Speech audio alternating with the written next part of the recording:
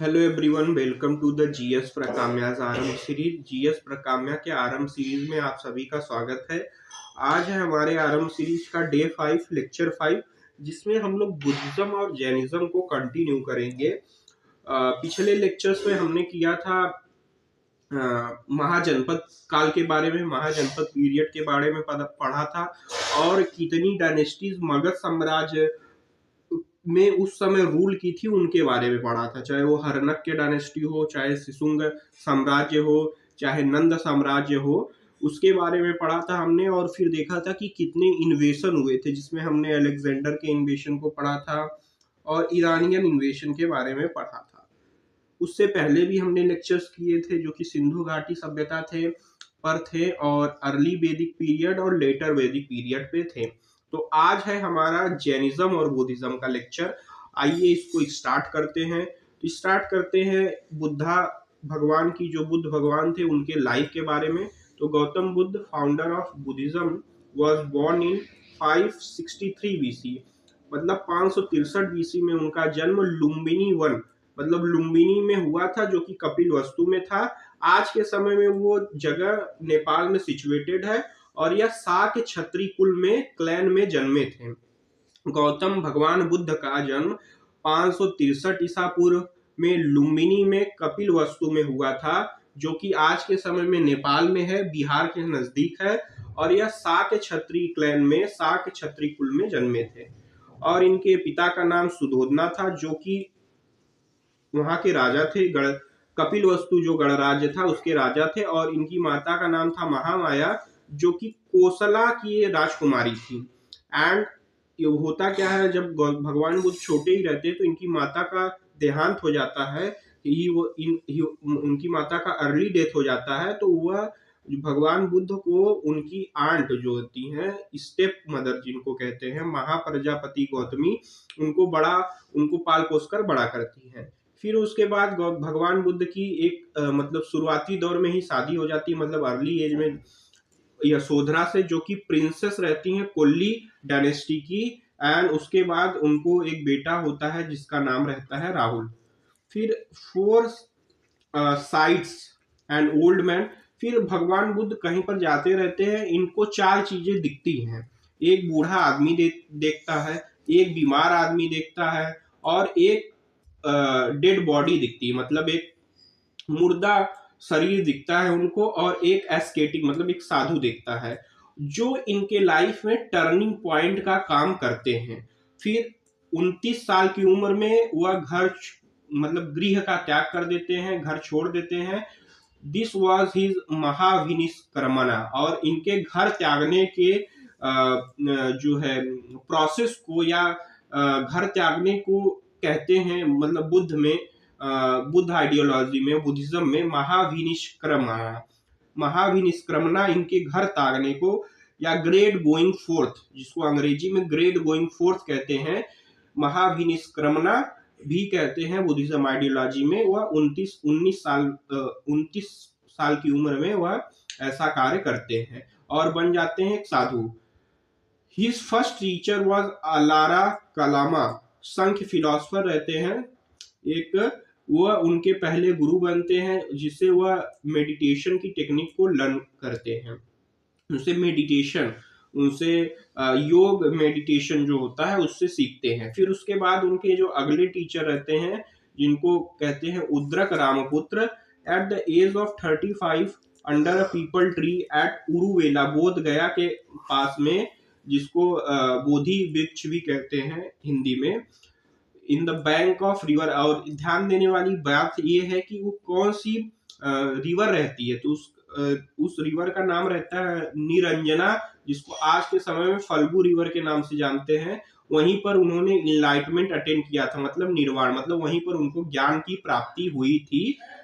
49 दिन के continuous meditation पे उनको तब जाके फुल इनलाइटमेंट, जिसे बुद्ध और तथागत कहते हैं, उनको इनलाइटमेंट की प्राप्ति हुई थी। Buddha delivered his first sermon at Sarnath. और फिर उसके बाद वो अपना पहला ज्ञान उपदेश सारनाथ में देते हैं, जो कि वाराणसी में है, जिसको डियर पार्क के नाम से भी जानते हैं। वहां पर वो अपने 5 डिस्पल को अपना ये ज्ञान का संदेश देते हैं, जिसको बुद्ध फिलॉसफी में धर्म चक्र परिवर्तन के नाम से जाना जाता है, जिसे turning of the wheel of law भी कहते हैं। तो ये जो टर्मिनोलॉजी है वो ध्यान देने वाली बात है, काफी बार एग्जाम में पूछता है टर्मिनोलॉजी से रिलेटेड। इफ फॉर एग्जाम्पल एक बारी क्वेश्चन था, what be called in Buddhism philosophy या और what be called in Buddhism that first sermon of Buddha Bhagwan, जो बुद्ध भगवान ने पहला सेरेमन दिया था उसको बुद्धिज्म में किस नाम से जानते हैं, तो धर्म चक्र परिवर्तन ही था। और यह भी पूछा था कि उन्होंने जब इनलाइटमेंट को अटेन किया था तो उसको क्या कहते हैं, निर्वाणा, और जब घर छोड़ा था तो उसको महाविनिष्क्रमणा की क्रिया कहते हैं। He died at the age of 80, और 80 साल की उम्र में 483 ईसा पूर्व में 483 बीसी में वो कुशीनगर, जो कि हमारे उत्तर प्रदेश में है, सिद्धार्थ नगर जिसे जाना जाता है, और विलेज काशिया में उनकी मृत्यु हुई थी, जिसे महापरिनिर्वाण कहते हैं, फाइनल ब्लोइंग आउट। ये जो टर्मिनोलॉजी है वो बुद्धिज्म मतलब जो बुद्ध धर्म है उससे रिलेटेड टर्मिनोलॉजी है, जो ध्यान देने लायक है। अब great events of Buddha life को उसको सिंबलाइज किया गया है बुद्ध धर्म में। जैसे जन्म को ये लोग सिंबलाइज करते हैं लोटस एंड बुल से, फिर महाविनिष्क्रमणा जिसे रिनाउंसिएशन कहते हैं, गृह त्याग की क्रिया, उसको ये लोग हार से सिंबलाइज करते हैं। फिर उसके बाद निर्वाणा या इनलाइटमेंट मतलब ज्ञान की प्राप्ति को एक बोधि ट्री से सिंबलाइज करते हैं, क्योंकि वहीं पर उसी ट्री के नीचे इनको बुद्ध भगवान को इनलाइटमेंट प्राप्त हुआ था। फिर उसके बाद फर्स्ट सेरेमन, पहले उपदेश को धर्म चक्र परिवर्तन के नाम से कहते हैं, और उसको व्हील से सिंबलाइज करते हैं। फिर महापरिनिर्वाण डेथ, उसको स्तूपा से लोग सिंबलाइज करते हैं। स्तूपा एक प्रकार की बुद्धिस्ट मॉन्यूमेंट्स होते हैं, जो आपके जो जितनी भी बुद्धिस्ट साइट्स है वहां पर काफी कॉमन है। फॉर एग्जांपल बिहार में आप जाएंगे तो ज्यादातर दिखेगा। फिर एक सांची का स्तूप है, बहुत फेमस स्तूप है, तो वो डेथ को सिंबलाइज करता है। फिर कंठक, बुद्धा के हॉर्स को कहते थे कंठक। फिर जो बुद्धा का चैरिएटर था उसको छना कहते थे। एंड देवदत्त बुद्धा का कजिन था। फिर सुजाता जो था वो फार्मर की डॉटर थी, who gave him rice milk eight बोध गया। And others name of Buddha Gautam, clan name Siddharth. Buddha जो रहता, बुद्ध भगवान का जो क्लैन नेम रहता है, मतलब जिस कुल में वो जन्मे रहते हैं वहां पर इनका नाम रहता है गौतम। फिर सिद्धार्थ इनके बचपन का नाम रहता है, और साख्य मुनि इनका एक और नाम भी रहता है। तो ध्यान देने वाली बात है, अगर पूछ दिया एग्जाम में हु इज नोन एज साख्य मुनि, तो अगर उसमें ऑप्शन में है बुद्ध, गौतम बुद्ध, तो आप वही उसी को टिक करेंगे। फिर कुछ प्रिंसिपल्स, कुछ डॉक्ट्रिन बुद्धिज्म में है, जिसको फोर नोबल ट्रूथ कहते हैं, और बुद्धिज्म में इसको कहते हैं चातवरी अर्य सत्यनी। तो मतलब फोर नोबल ट्रूथ जिसके बारे में बात करते हैं बुद्धिज्म, और बुद्धिज्म बात करता है या बुद्ध भगवान बात करते हैं। लाइफ इज फुल ऑफ सारो, मतलब जो जीवन है उसमें पूरा ही दुख है, सबम दुखम। देयर आर कॉजेज ऑफ सारो, दुख के कुछ कारण हैं। दुख समुदाय, द्वादश निधन प्रतीय समुतपदा, मतलब कुछ कारण है, वह कारण भी वहां पर बताए गए हैं। और फिर कहते हैं कि this sorrow can B stopped, इस सारो को हम लोग, ये जो दुख है उसको हम लोग रोक सकते हैं बाई निर्वाणा, मतलब दुख निरोध कर सकते हैं निर्वाणा अटेन करके। There is path leading to the cessation of sorrow, दुख निरोध ग्रामनी प्रतिपदा जिसको ये कहते हैं, और इसको अष्टांगिका मार्ग कहते हैं बुद्धिज्म में। फिर उसके बाद Pratitya Samutpada is also known as Hetuvada, theory of cause and effect. And Kshanabhangavada, theory of momentaneous impermanence, मतलब ये चीज डायरेक्टली कहना चाहते हैं कि nothing is permanent in life. कोई भी चीज, मतलब जो दुख है वह भी परमानेंट नहीं है, वो कुछ समय के लिए आया है फिर वो चला जाएगा।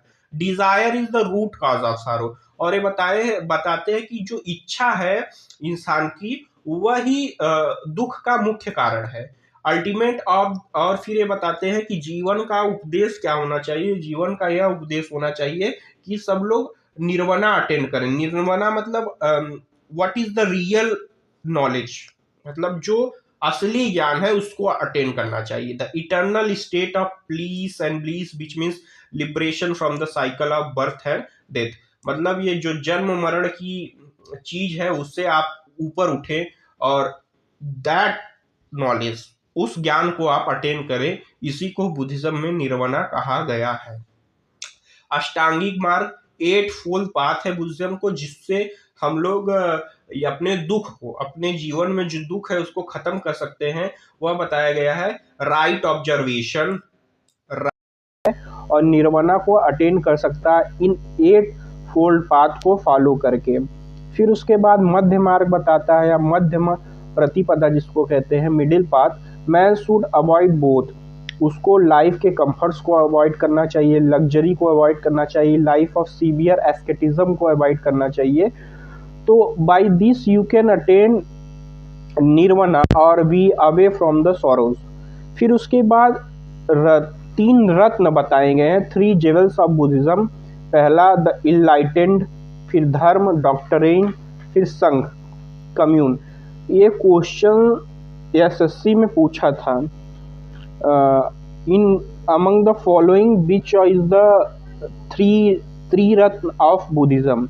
तो यही मतलब जिसको पता रहेगा वो आराम से भाई अपना आंसर करेक्ट कर देगा। बुद्धा, द इनलाइटेंड, धर्म, डॉक्ट्राइन, संघ, कम्यून। फिर उसके बाद बहुत ही इंपॉर्टेंट टॉपिक आ जाता है जो बुद्धिस्ट काउंसिल हुई होती हैं उसके बारे में। तो पहली सबको पता है कि बुद्धिस्ट काउंसिल होती है, फर्स्ट बुद्धिस्ट काउंसिल अजातशत्रु के समय होती है 483 बीसी में। अजातशत्रु हरनक्या साम्राज्य का राजा रहता है, जो कि बिंबिसार का बेटा रहता है, हरनक्या डायनेस्टी का। जो मेरा इससे पहले का लेक्चर देखा होगा उसको अजातशत्रु के बारे में पता होगा। तो सप्तपर्णी के राजगृह में हुई थी। राजगृह मगध महाजनपद की राजधानी थी, कैपिटल थी, और इसका चेयरमैन महाकसपा ने किया था। एंड ये जो है इसमें सुता पिटका और विनय पिटका को आनंद और उपाली ने कंपाइल किया था। फिर सेकेंड बुद्धिस्ट काउंसिल काल अशोक के समय में होती है 383 बीसी में, जिसको वैशाली में होती है। फिर इसको जो चेयरमैन किया था सवाकामी। मैंने जब ये अपना महाजनपद का लेक्चर ले रहा था तो ये क्वेश्चन मैंने पूछा भी था कि who has chaired the second Buddhist council of Vaishali at the time of काल अशोका। काल अशोक शिशुंग साम्राज्य का राजा रहता है।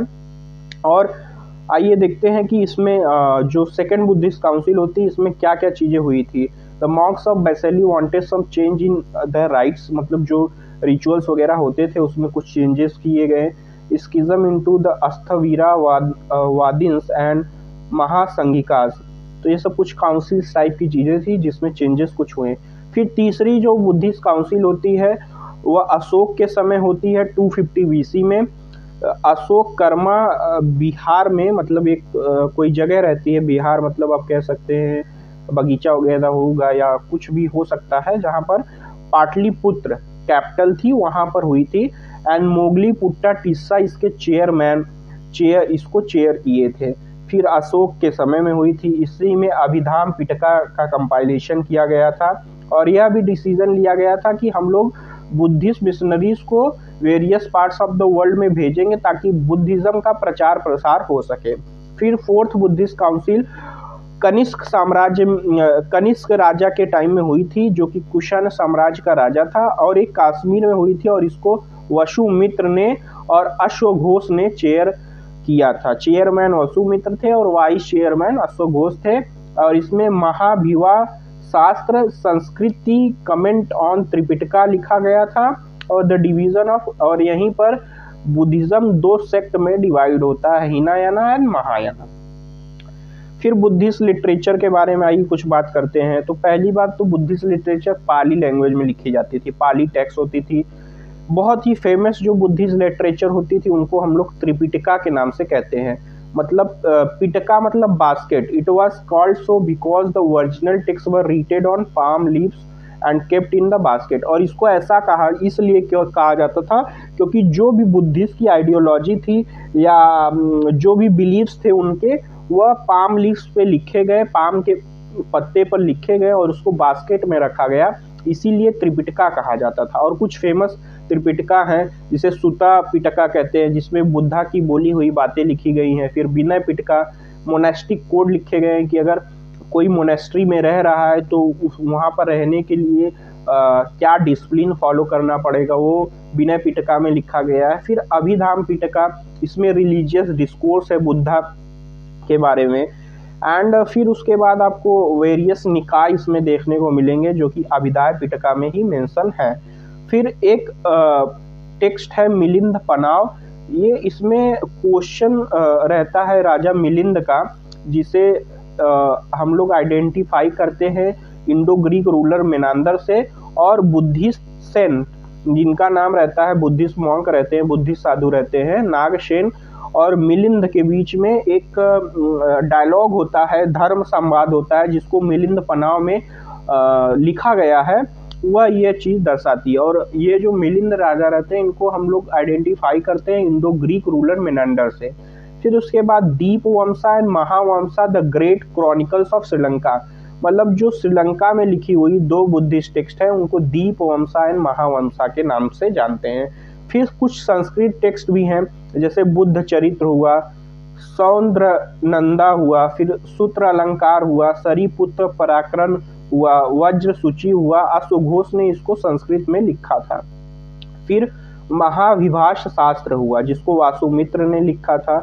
फिर उसके बाद अथकथ्यन, सुमंगल वासनी, इसको बुद्ध घोष ने लिखा था। फिर नागा अर्जुन ने भी लिखा था मध्यमिका करिका एंड प्रजन परिमिता करिका, जिसको नागा अर्जुन ने लिखा। मतलब इनके जो बुद्धिस्ट आइडियोलॉजी पर बिलीफ रखने वाले राइटर थे उन्होंने संस्कृत में भी बुद्ध के बारे में लिखा था। फिर उसके बाद 2 सेक्ट्स जो 4th बुद्धिस्ट काउंसिल में हुए थे बुद्धिज्म के, हीनायाना एंड महावीना, उसके बारे में पढ़ते हैं। हीनायाना मतलब the lesser vehicle, it follows believed in the original teaching of Buddha. ये लोग जो ओरिजिनल टीचिंग थी बुद्धा की उसमें बिलीव करते थे। They sought individual celebration through self discipline and meditation. इनका यह मानना था कि आप जो है सेलिब्रेशन को अटेंड कर सकते हैं अपने आप को सेल्फ डिसिप्लिन रख के और मेडिटेट करके। और ये आइडल वर्शिप में बिलीव नहीं करते थे, ये पाली लैंग्वेज को फेवर किए। It is also known as the southern Buddhist religion, और इसको हम लोग साउदर्न बुद्धिस्ट रिलीजन के रूप में भी जानते हैं, जो कि साउथ इंडिया में प्रिवेल हुआ, श्रीलंका में हुआ, बर्मा में हुआ, म्यांमार में हुआ, श्याम जिसको हम थाईलैंड के नाम से जानते हैं, Java etcetera. They were 2 subsets of Hinayana, और हीनायाना में भी 2 सबसेट्स थे जिसे वैवसिका और सौतंत्रिका के नाम से जानते हैं। फिर उसके बाद महायाना दैट ग्रेटर व्हीकल, ये लोग फॉलो करते थे believe in the हेवनलीनेस of Buddha, मतलब ये लोग बुद्धा को हेवन में डिपिक्ट करते थे, वैसा ये लोग पिक्चराइज करते थे। और इनका यह मानना था कि आप सेलिब्रेशन अटेंड तभी कर सकते हैं जब आपको बुद्ध भगवान का आशीर्वाद प्राप्त होगा और वह हेल्प करेंगे, तभी आप सेलिब्रेशन अटेंड कर सकते हैं। They believed in idol worship, ये लोग मूर्ति पूजा पर विश्वास करते थे, और इन्होंने संस्कृत लैंग्वेज को भी फेवर किया था, और इसे हम लोग नॉर्दर्न बुद्धिस्ट रिलीजन के नाम से जानते हैं। और यही जो रिलीजन है वो चाइना, कोरिया, जापान एक्सेट्रा में फैला हुआ था। और महायाना के 2 सबसेट थे, मध्यमिका और शून्यवदा, जिसके फाउंडर नागा अर्जुन थे, और योगचर जिसे विजयनवदा के नाम से भी जानते हैं, इसके फाउंडर थे मैत्रेयनाथ एंड हिज डिसिपल असंग। फिर उसके बाद एक आता है वज्रयाना, ये जो बुद्धिज्म का एक सेक्ट और होता है वज्रयाना, ये फॉलो करते हैं कि salvation could be best attained by acquiring the magical power which they called Vajra. इनका यह मानना था कि सेल्वेशन आप अटेन कर सकते हैं किसी मैजिकल पावर को एक्वायर करके, जिन्हें ये लोग वज्र के नाम से टर्म करते थे, वज्र के नाम से कहते थे। The chief divinities of new sect were the Taras, it became popular in eastern India particularly Bengal and Bihar, और यह जो बुद्ध धर्म था वह बंगाल और बिहार के इलाकों में फैला था। फिर Bodhisattva Vajrapani, like Indra he holds the thunderbolt foe of sin and evil.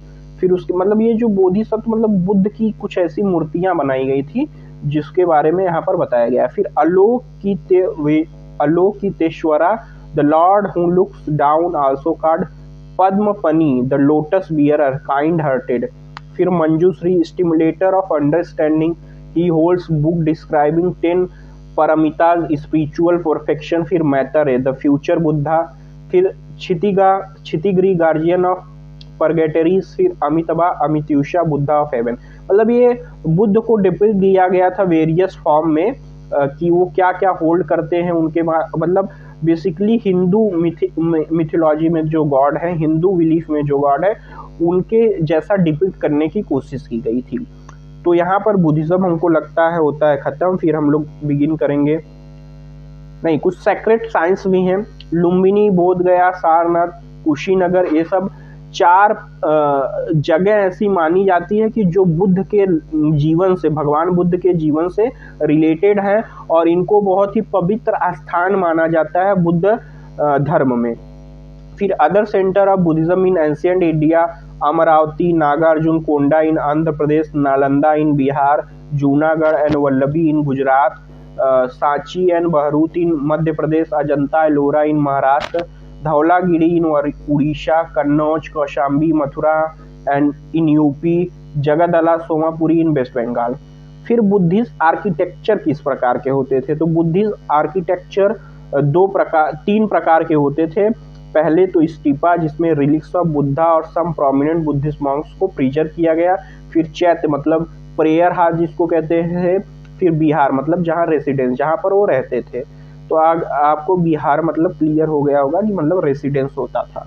फिर कुछ बुद्धिस्ट यूनिवर्सिटीज भी थी, जैसे नालंदा हुई बड़ा गांव बिहार में, जिसको कुमार गुप्ता रूलर थे, उन्होंने बनाया था। ओदंतपुरी बिहार शरीफ में, बिहार में हुई, जिसको पाला रूलर ने बनाया था। विक्रमशिला भागलपुर में हुई, बिहार में पाला रूलर ये भी थे। सोमापुरी नॉर्थ बंगाल, पाला रूलर ये भी थे। जगदल बंगाल। और इनके कुछ रॉयल पैटर्न भी थे बुद्धिज्म के, कुछ मतलब जो राजा लोग थे वो भी फॉलो करते थे, जैसे बिंबिसार, अजातशत्रु, प्रसन्नजीत, उदयन, प्रद्योत, अशोक, दशरथ, मिलिंद, मेनांदर, जिसको हम लोग ने क्लासीफाई किया था। फिर Kanishka, Harshavardhana, Gopala, Dharmapala, Ramapala. Ashoka, the greatest patron of Buddhism, called the third Buddhist council and sent the mission comprises of his son Mahendra and his daughter Sanghamitra. Ashoka जो कि बुद्धिज्म के बहुत ही बड़े फॉलोअर थे, उन्होंने अपने बेटे और अपनी बेटी को, महेंद्र और संघमित्रा को श्रीलंका भेजा था बुद्धिज्म के प्रचार प्रसार के लिए। कनिष्का ने 4th बुद्धिस्ट काउंसिल बुलाई थी कश्मीर में, आपको पता है, जिसको वासुमित्र और ने चेयर किया था। और इन्होंने ही, कनिष्क ने ही चाइना, कोरिया और जापान में मिशनरीज को भेजा था ताकि बुद्ध धर्म का प्रचार प्रसार हो जाए।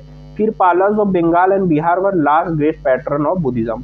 फिर इसके आगे है जैनिज्म। इससे पहले हम लोग एक बारी रिवाइज करते हैं कि हमने पढ़ा क्या बुद्धिज्म में। तो पहली बात तो ये बुद्धिज्म में हमने पढ़ा कि बुद्ध भगवान का जन्म जो है 583 ईस्वी में आपके लुम्बिनी, जो कि प्रेजेंट डे नेपाल में है, वहाँ पर हुआ था, जो कि कपिलवस्तु में है। 563 BC में गौतम भगवान बुद्ध का जन्म जो है कपिलवस्तु के लुम्बिनी में हुआ था।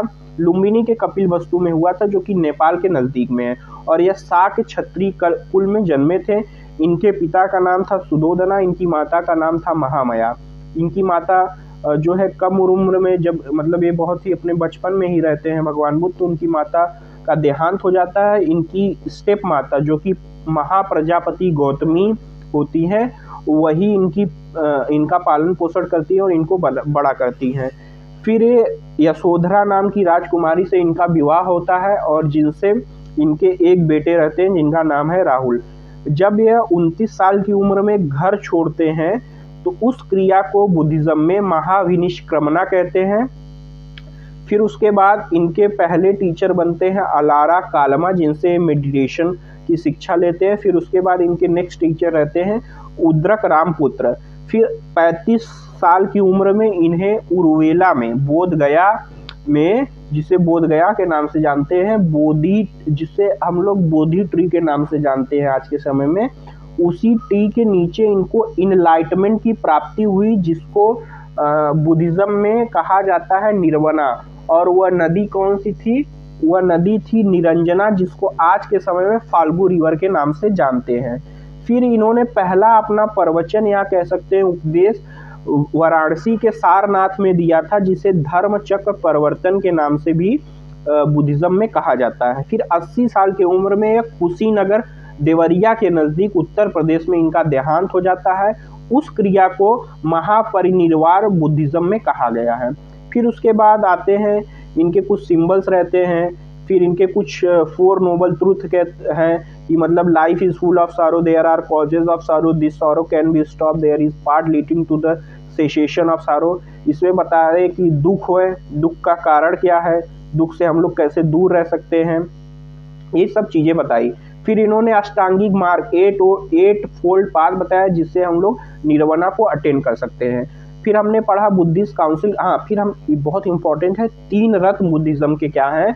बुद्धा, धर्म और संघ, ये 3 रत्न है बुद्धिज्म के। फिर उसके बाद हमने पढ़ा 4 काउंसिल हुई थी। पहली काउंसिल आपकी राजगृह में हुई थी, जिसको चेयर किया था महाकश्यपा ने, और ये अजात शत्रु राजा के समय में हुई थी।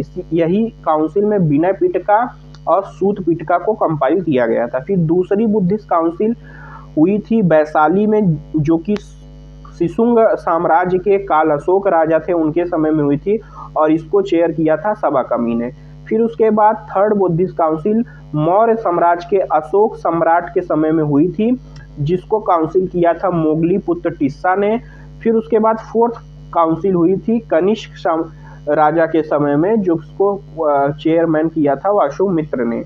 और फिर उसके बाद हमने पढ़ा कि कौन कौन सी टेक्स्ट में, फिर